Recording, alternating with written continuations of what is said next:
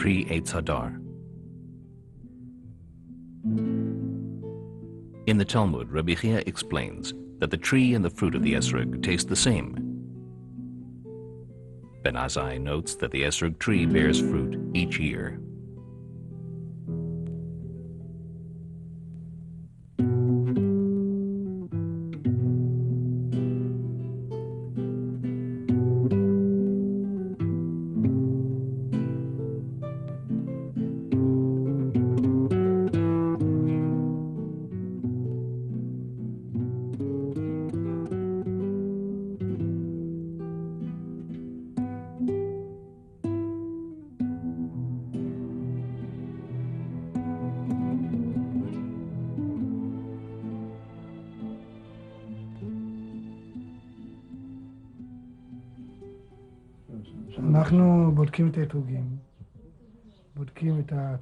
We examine each Etrog fruit carefully, checking their shape and ensuring that there are no black spots on the upper part where the fruit begins to taper.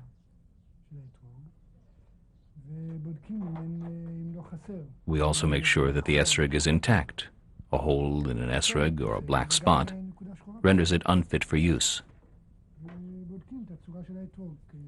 An Etrog that is tower-shaped, broad at the bottom and tapered at the top, is considered especially beautiful.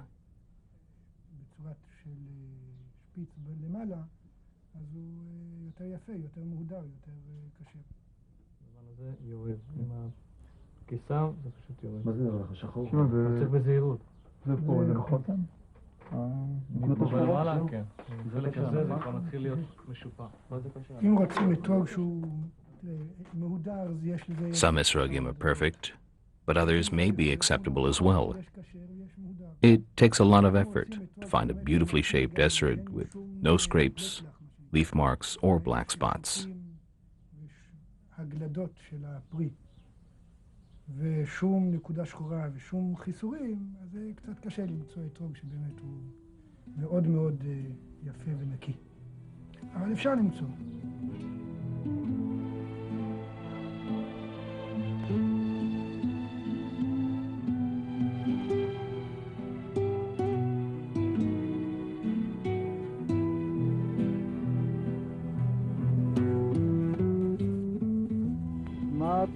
What are you doing to the tree? We tie the branches to this trellis and then tie up each Etrog as well. We then isolate the fruit by pruning off all intervening branches, thorns, and leaves. Are you cultivating any particular strain of Etrog here? Yes, this is a special non-grafted strain, propagated from shoots with a long history of graft-free cultivation. How do you distinguish a non-grafted Etrog from a grafted one? Well, there are a number of identifying signs. For example, the seeds of a grafted Etrog are dispersed throughout the fruit. They're far more orderly in non-grafted ones. There are other differences between grafted and non-grafted Etrogim, but you can find both types on the market, side by side, with no apparent disparity between them. That's why it's most important to buy from a reliable dealer with a certificate attesting to the kashrus of his Etrogim. There are three main types of Etrog sold today: the Yemenite Etrog, the Chabad Etrog, originally imported from Calabria, Italy, and are now grown at Kfar Chabad, and the native Israeli Etrog. All are fit for ritual use according to the various customs and traditions. An Etrog's color can range from yellow to pale green. A deep green Etrog is underripe and unfit for use. Is there a difference between an Etrog tree and a lemon tree? Yes, the Etrog tree has many branches and blossoms and bears fruit annually. The lemon tree usually bears fruit twice a year, once in spring and once in autumn. The Etrog has more thorns, which must be removed together with the denser branches. How does your involvement in Etrog cultivation affect you when you take the fourth species on Sukkot?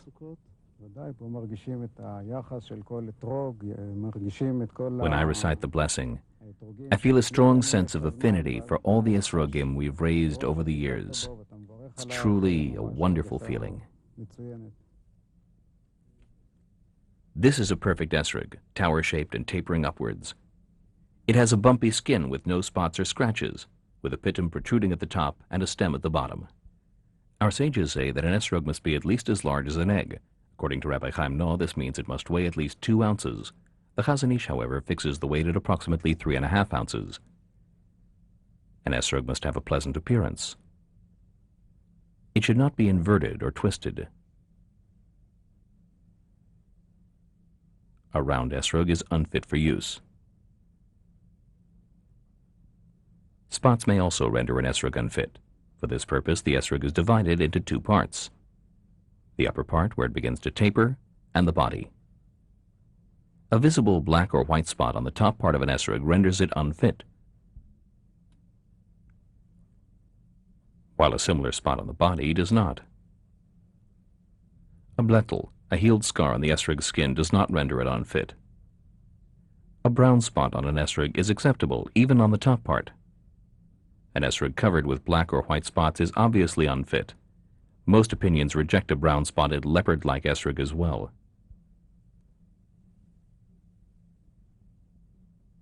Mold spots are considered the same as black or white ones. If they cover most of an esrog, it is unfit. These restrictions apply only on the first day of Sukkot. On the remaining days, Ashkenazim reject blemished esrogim as unfit, while Sephardim use them without reciting the blessing.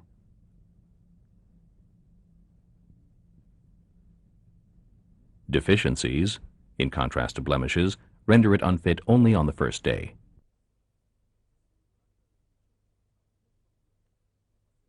An esrog with a part missing is unfit.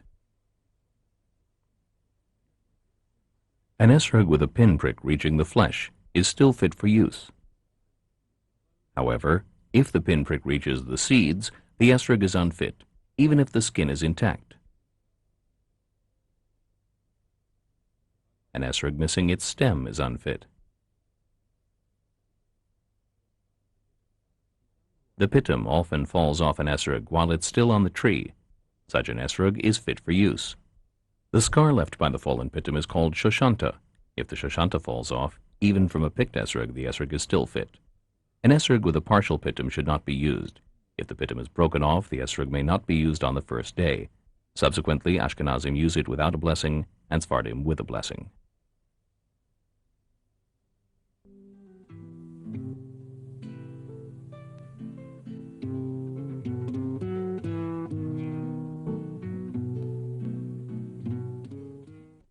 Kapos Tamorim. In the Talmud, Ravina asked Rav Ashi, how do we know that the Lulav must be a closed branch and not an open frond? Abaya responded, the Lulav must be pleasant, and a sharp open frond can cause injury.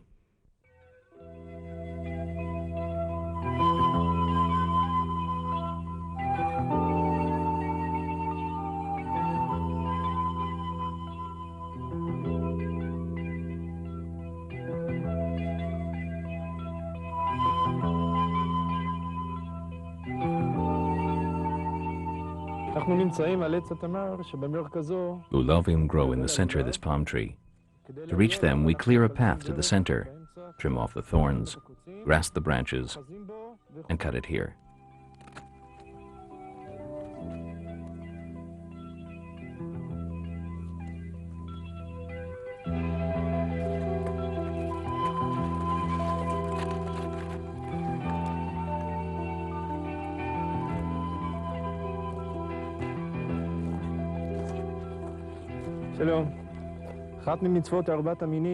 The lulav, or palm branch, is one of the 4 species mentioned in the Torah. The lulav, which grows in the center of the tree, is harvested by climbing the tree, clearing a path, and cutting it down. A lulav, like this one, has to be ritually fit. The spine must be straight from top to bottom. The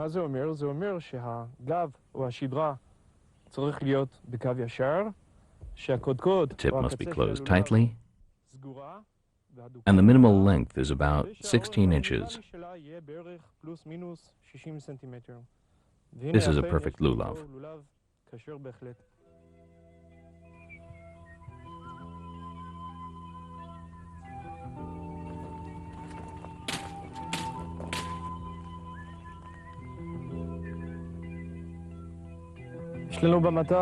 Several species of palm grow in this grove.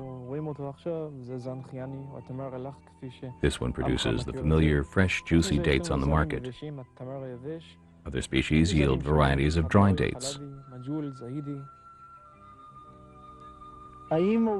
Does the annual lulav harvest have an adverse effect on tree growth?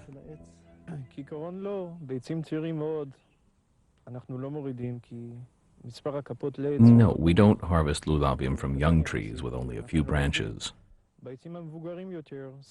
From the older ones, we only cut off about a third of the total, so there's no real harm done.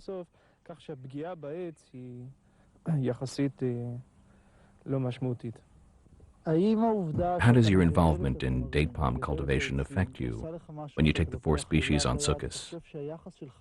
Do you think that your attitude is different from that of your average person who simply buys himself a lulav?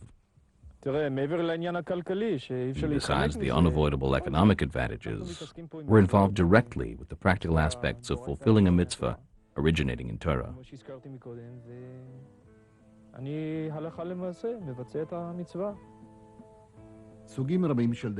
Various strains of palm trees grow in Israel. The most common are the Washingtonia, the common date palm, and the Canary Island palm. Most produce ritually fit lulavim, except the Washingtonia, which is of a different species. The Canary Island palm, brought to this country about 100 years ago, is the subject of debate. Its fronds are brighter than those of the common date palm, and its fruits are ornamental but inedible. Most lulavim on the market, however, are from the common date palm and may be used freely for ritual purposes.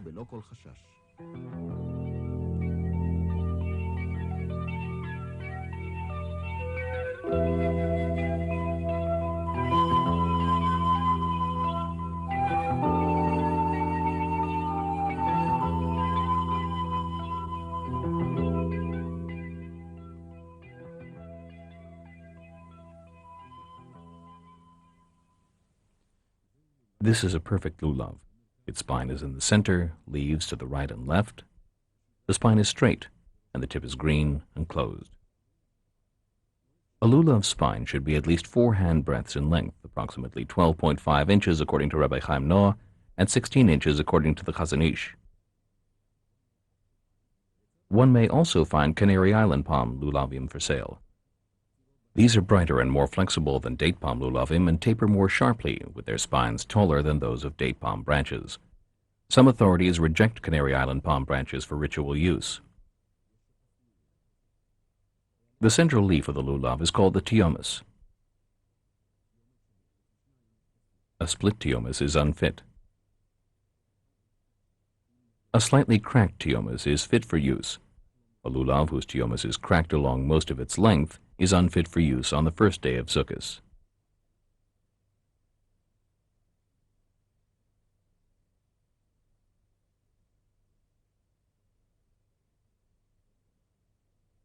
A lulav with a tiomus that appears broken should not be selected. Some authorities reject a lulav with a dried-out tiomus. A lulav with a bent tiomus should be examined by a rabbi. Sephardim accepted. Some authorities reject a lulav with an uneven tiomus.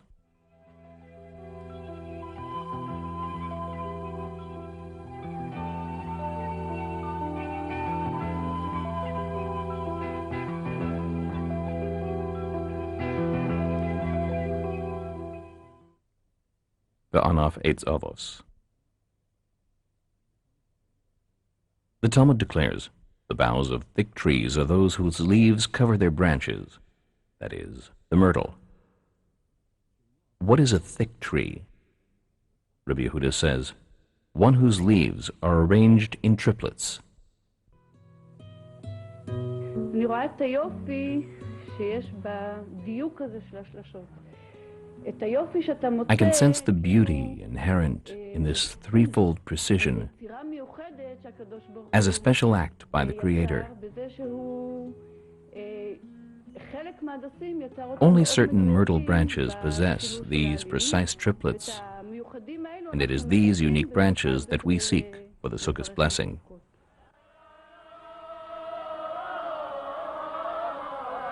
במשך השנים, ממש כל פעם אני יותר מתפעלת I never cease to be amazed at the splendor of finding a perfect myrtle branch possessing 12 inches of continuous, precise triplets.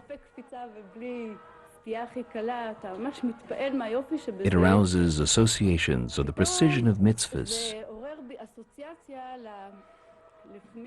Some mitzvahs demand a total and rigid accuracy in their observance, tolerating no deviation whatsoever.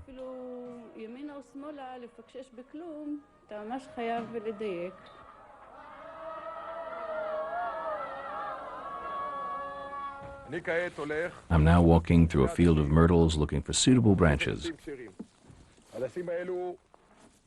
These myrtles are of a special strain that we brought from the Gilbon stream in the northern Golan Heights. It's a non-grafted strain with a very high percentage of triplets. This field undergoes very special treatment every year, including clearing and weed burning. We have many cultivation secrets that we cannot reveal, but you can see the results before your eyes. With God's help, a large field can yield a good harvest of triple-leaf myrtles, promising a kosher Sukkot holiday for all the Jewish people. This is a ritually fit myrtle branch, with the leaves of each triplet emanating from the same point. The leaves are large enough to cover the branch. If we push them inward, they conceal the entire branch.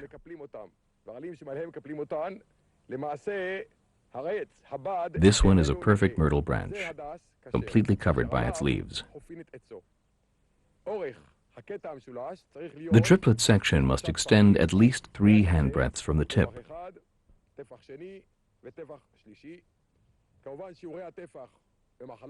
Obviously, there is some dispute over the length of a handbreadth. The Chazon Ish estimates it at 4 inches, or about 12 inches, for a perfect myrtle branch. However, a majority of triplets, 6 inches, suffices for a ritually fit branch. The tip of the branch must be intact and moist, not dried out. It should not crumble when touched, but must be flexible. Its leaves must cover the branch, and it should not have too many dark-colored berries. The Gilbon strain bears no berries at all, thanks to our special cultivation methods.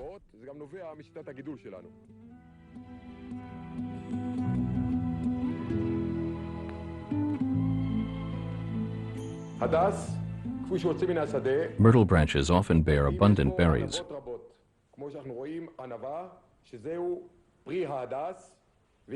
If there are too many, the branch is ritually unfit. One reason for trimming is to remove the berry-bearing branches from the myrtle plant. This is an interesting natural phenomenon, a quadruple myrtle. It's considered acceptable, as our sages even accepted the Egyptian myrtle, which has 7 leaves at each point. The diversity of nature truly manifests God's greatness. We succeeded in growing a myrtle branch that was 4 feet 3 inches long, consisting entirely of triplets.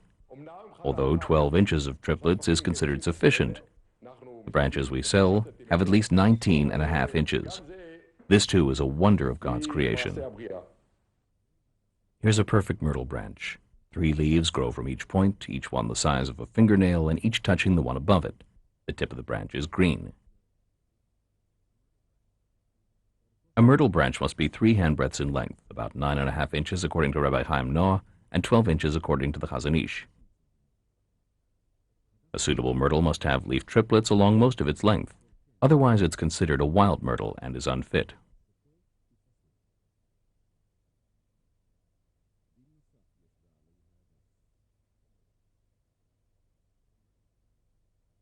The myrtle leaves have to cover the branch. Every leaf must touch the one above it.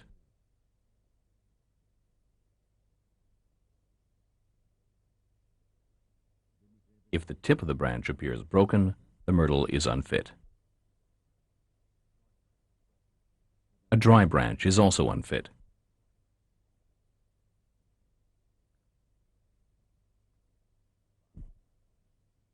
Va'arve. Our sages ask, what is a willow? A branch whose stem is red and whose leaves are long and smooth.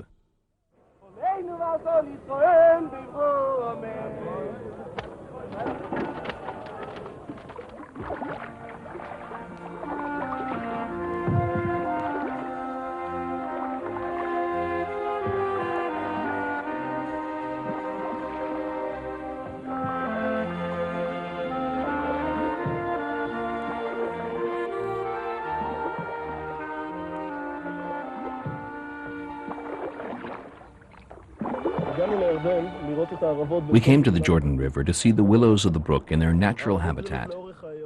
Today, willows are the most common tree along the Jordan's banks.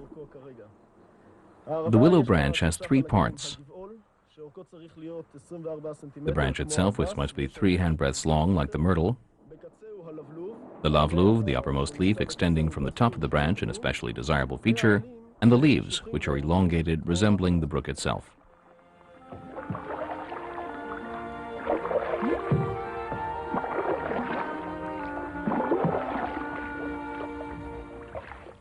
I'm now holding the branch of an acacia tree, which also grows on the banks of the Jordan. The acacia stem resembles that of the willow, but if we look closely at the leaves, we see that they're much longer and narrower. Acacia leaves are not serrated like those of the willow. Here's a willow leaf for comparison. The willow stem tends to be red in color.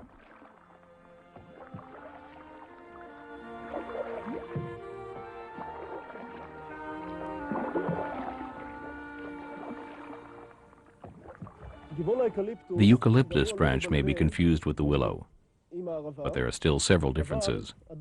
Eucalyptus leaves are larger and tend to be rounder. Its edges broad and smooth.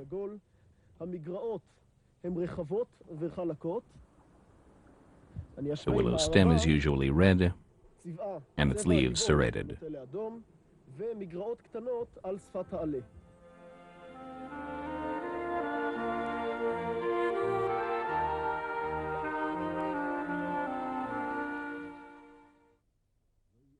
This is a suitable willow branch. Its leaves are moist and its uppermost leaf intact. The willow branch must be 3 handbreadths in length, about 9.5 inches according to Rabbi Chaim Noah, and 12 inches according to the Chazon Ish. Many trees resemble the willow.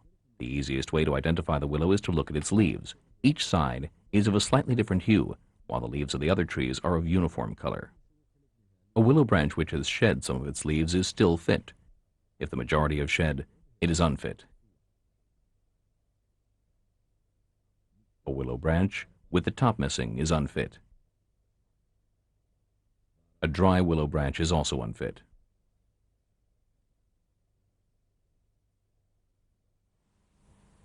Aguda achas.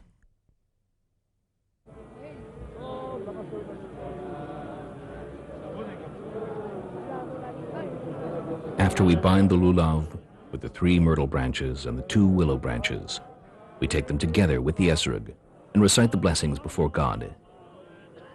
The Medrash tells us, the 4 species are compared to the 4 types of personalities comprising the Jewish people.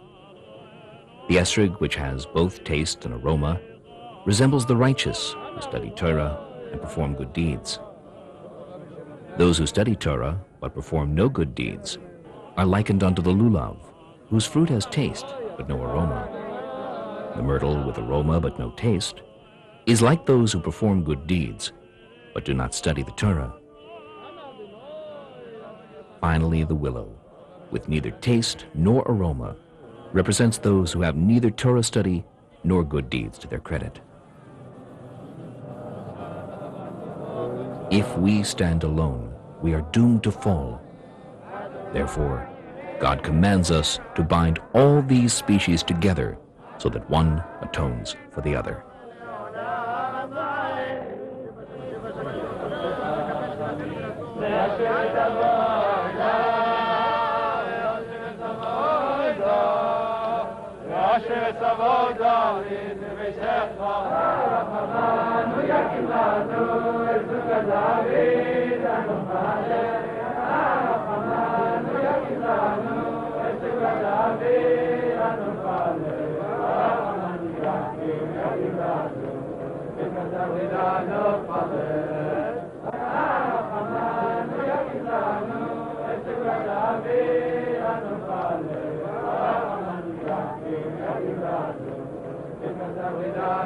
Father.